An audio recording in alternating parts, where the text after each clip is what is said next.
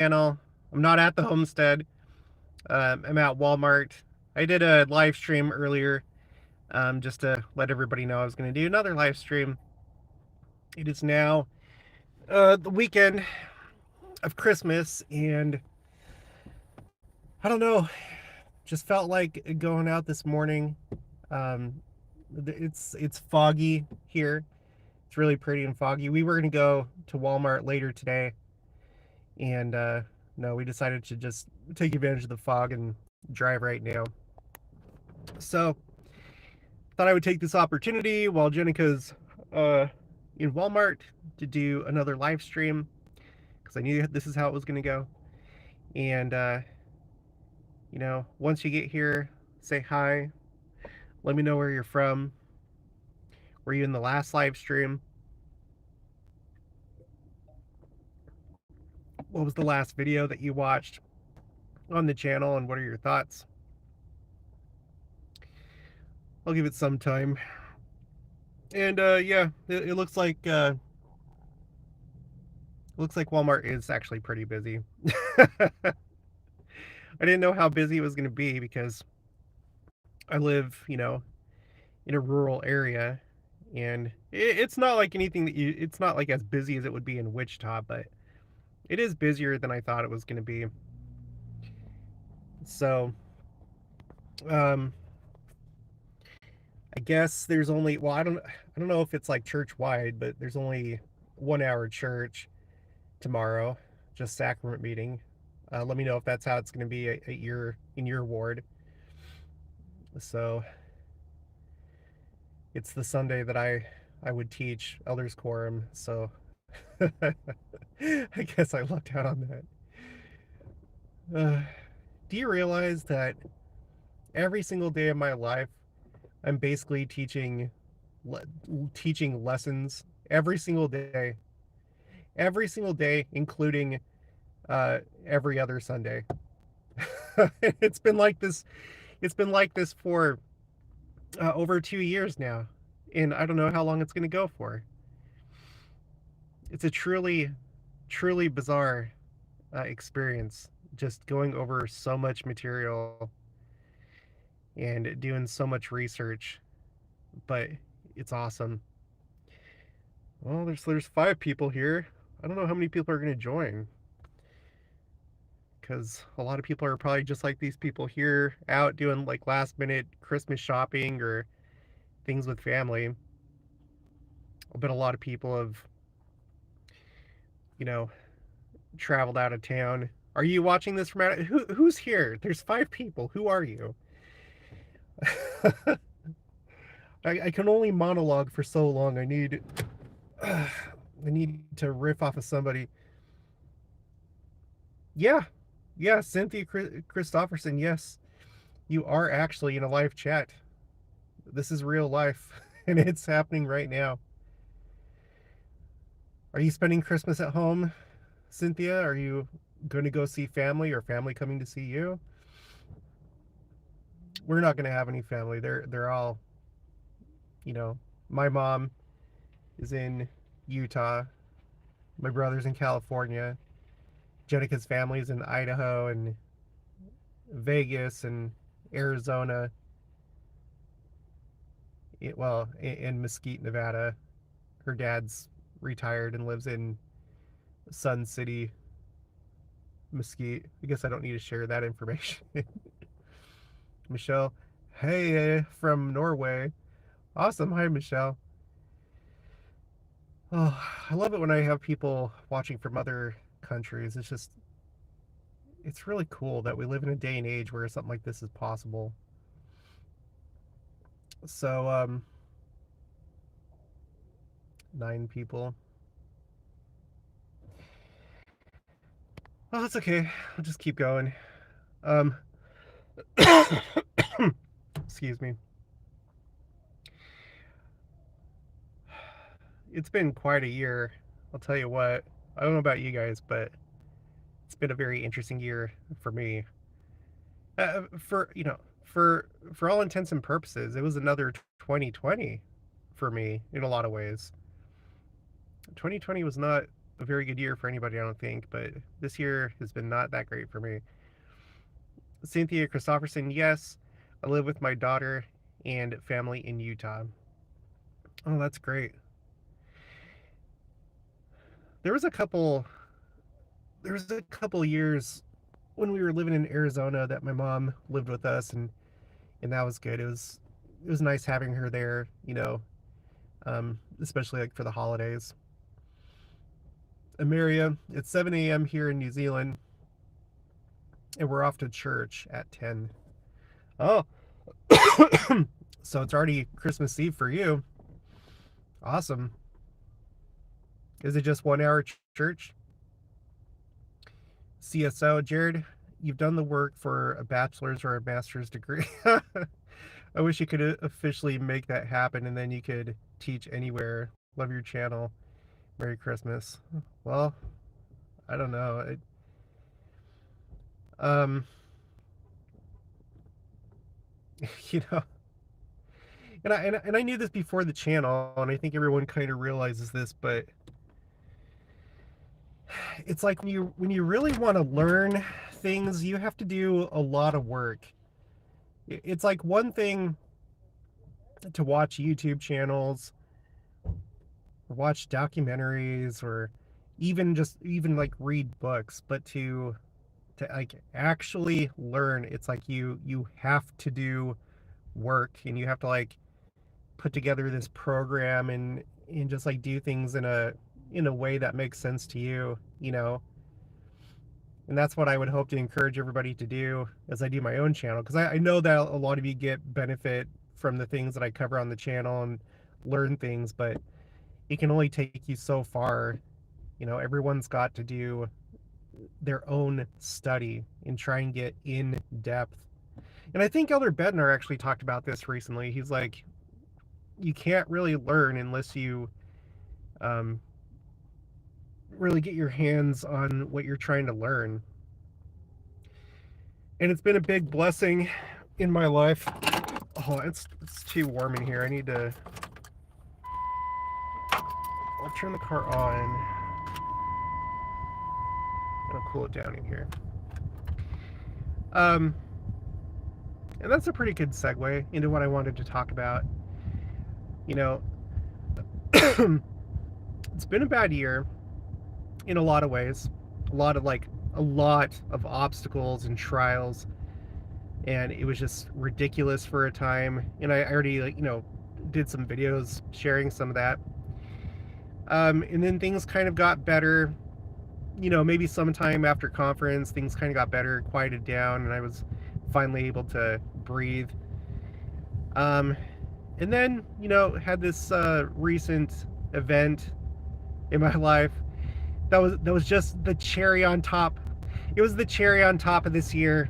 It had to happen. Of course, it had to happen. And I was just like praying and just like, Heavenly Father, why why? Like, we could have gotten the same result going some different way. What was this suffering necessary? Was it? I know that we're here in this life to learn things, to experience pain and sorrow and sin and suffering and all that. But did this really have to happen? Could this not have happened some other way? And it was the cherry on top for the year. And I was down, like really down, for like the better part of a week. Like really bad. And I still prayed, read scriptures, just tried to do the best I could, be grateful, express thanks and stuff like that. And so I kept communicating with Holy Father through prayer, and wasn't frustrated, not with him, but frustrated and not upset.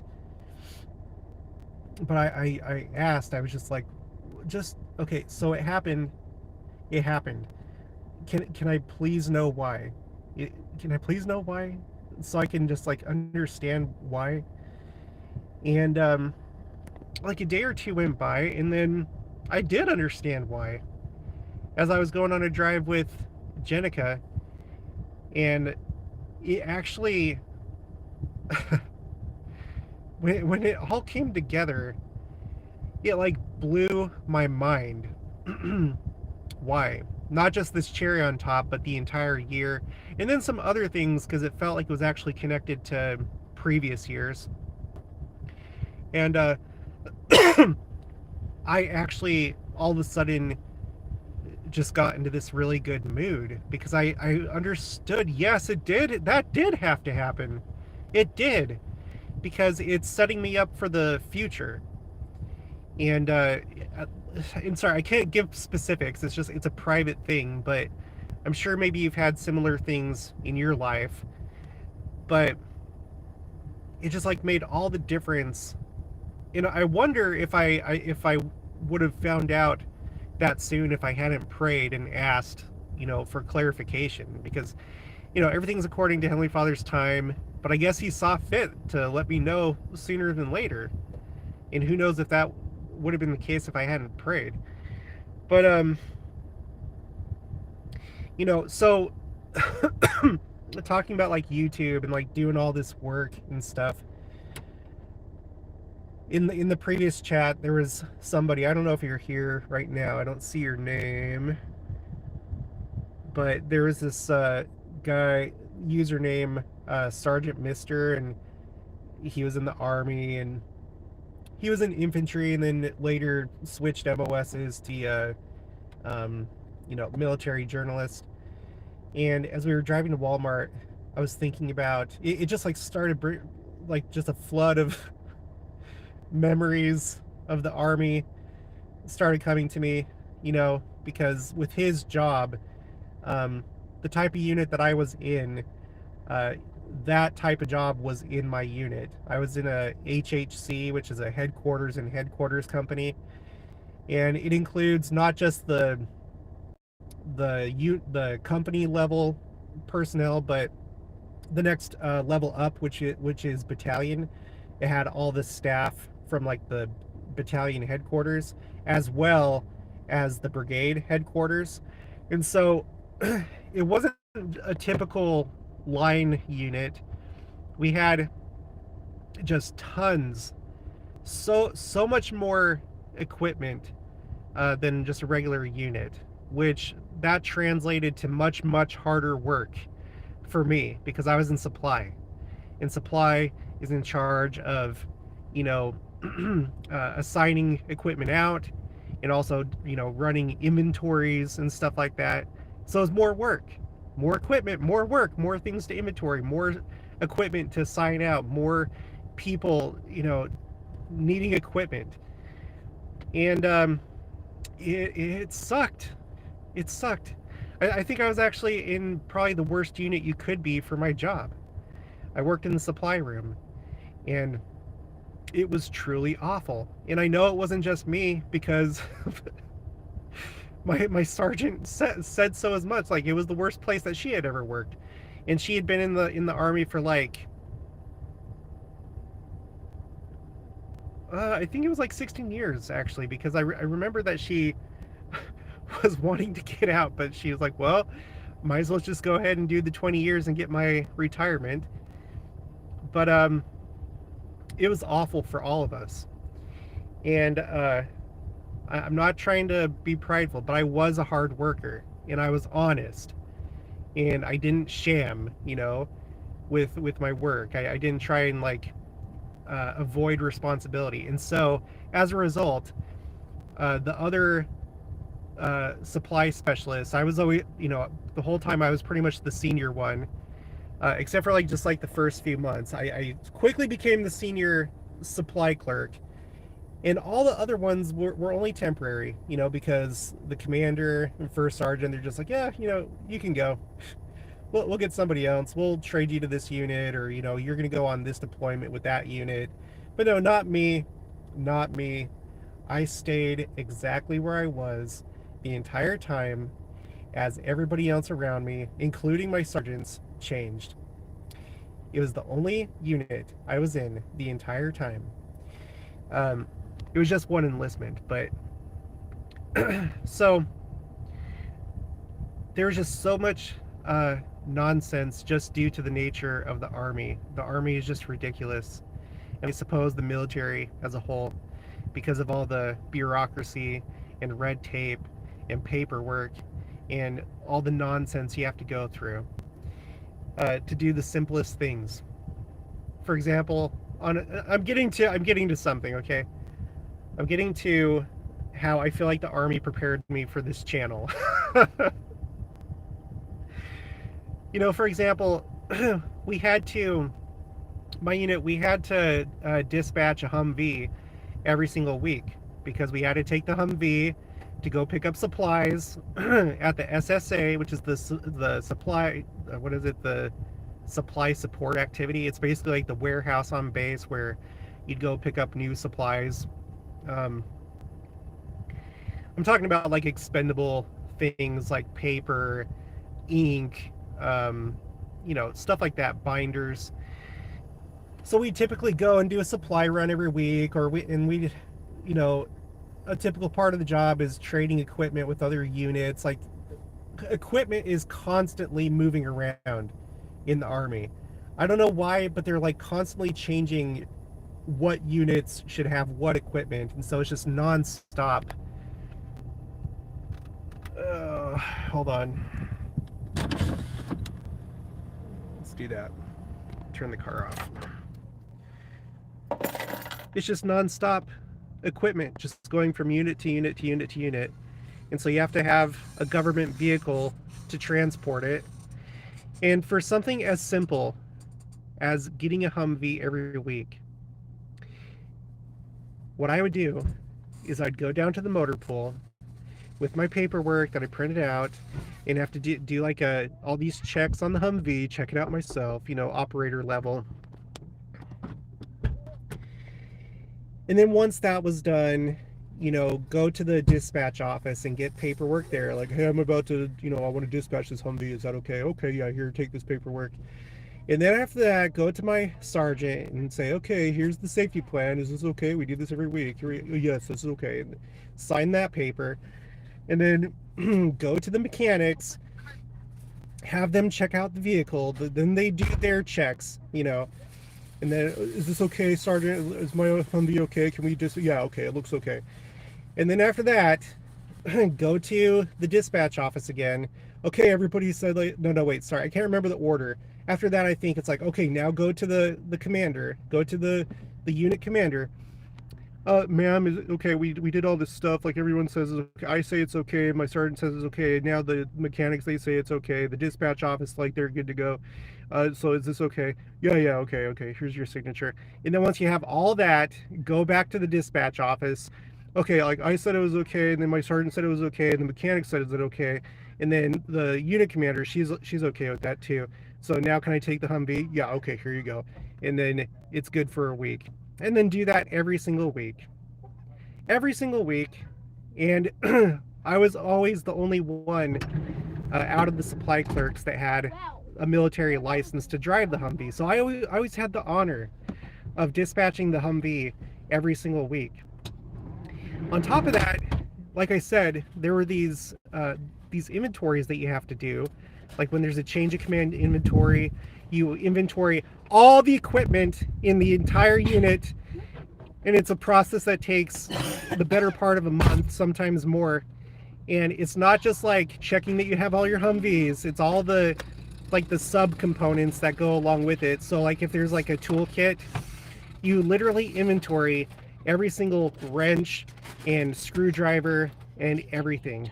And it's the most horrible thing that a human being could go through, especially when you get to the tents, because everything in the Army is really, really big and heavy and unwieldy and complicated. And so there were days where I wanted to kill myself. Not literally, but maybe a half and half, where it was just like, oh my gosh, this is going to take forever. This is going to take forever. Not only is it going to take forever, but I have to do all the work to freaking lay all this stuff out, and there's nobody here to help. you know. So I could go on and on with like all these stories, but needless to say, I touched so much equipment and went through so many serial numbers and did so many monotonous things that I was like pushed beyond what I thought my limit was. And while at the time it was awful and horrible, and I'm not going to say like there's obviously a lot of things I enjoyed in the army, but going through all that nonsense turned out to be a really big blessing because it really taught me just to buckle down and do really monotonous things. And that's come in very handy as I've done this channel, because a lot of the stuff that I do takes a lot of time, and it's very boring. It's very boring. You have to, like, with a lot of stuff, you have to go through like sets of data with just like a fine-tooth comb. But that's how you learn. There's no other way. That's how you really learn, is when you look at everything and you take in as much as you possibly can, and you check everything. You look under every rock, and you discover everything, and then you have the clearest picture of what's going on. For example, on my the like phrase tracker spreadsheet, where you go phrase by phrase and you tally up all the general conference talks. Sometimes it's not so bad. Maybe, a certain word or phrase only comes up like 36 times. It was like, oh, okay, it's just 36 times. But sometimes it's like 500, and you have to I go through and I count them up by year, and then, put it in the corresponding cell on my spreadsheet. But it's worth it.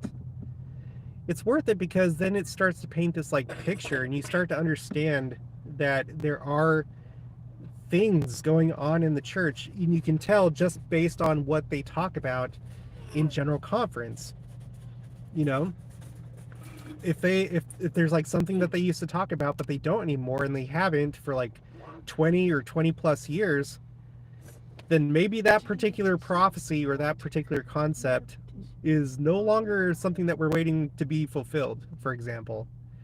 Or reverse, now all of a sudden they're talking about this particular thing, and it's being said a lot during President Nelson's time.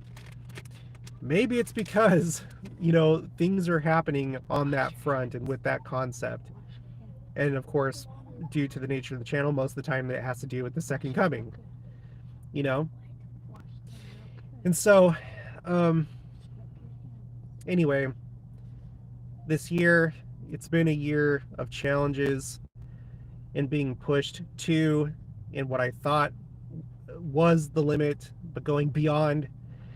And I really think that it's prepared me for the future. I'm excited to see what next year will bring.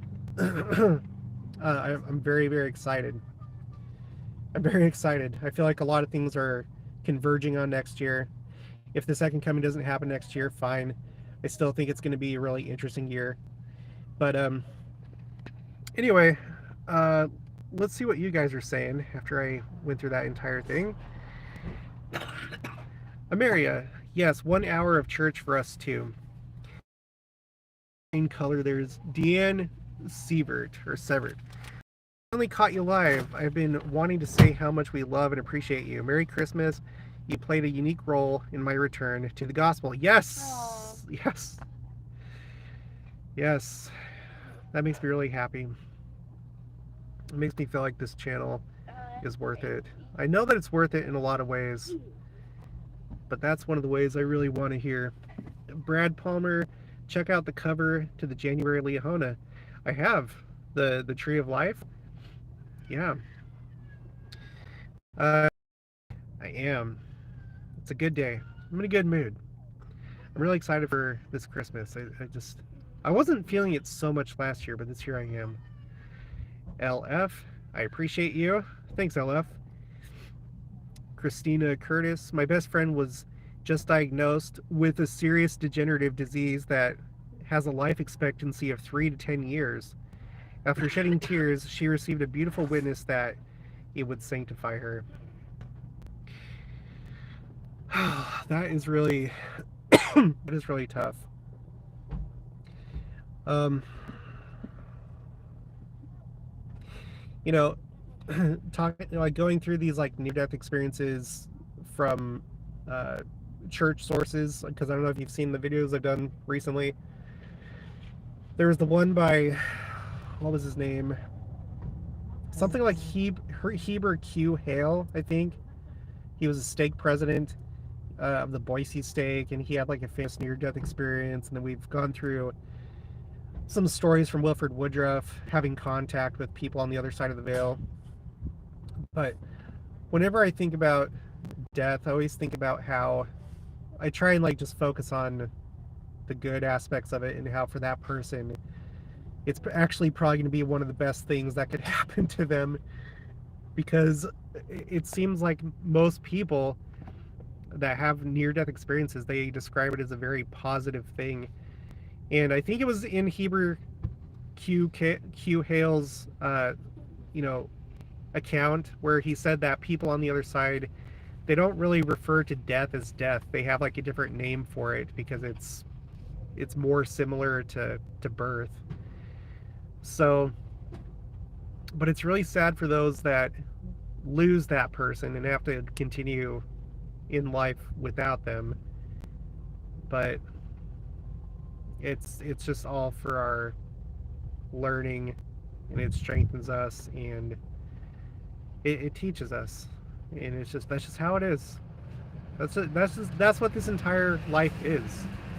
There's like no other way. We have to go through these things, but it makes us better. Goblin 2004, your son gave a thumbs up. That was cool. Cheryl Alberg, that's a handsome young man in the back seat.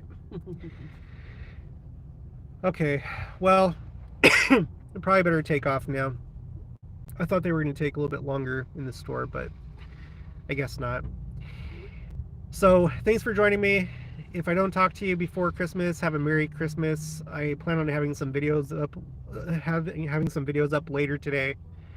I may schedule one for Christmas, I don't know, but then I'll definitely pick back up the day after Christmas. All right, I'll talk to you guys later. Merry Christmas.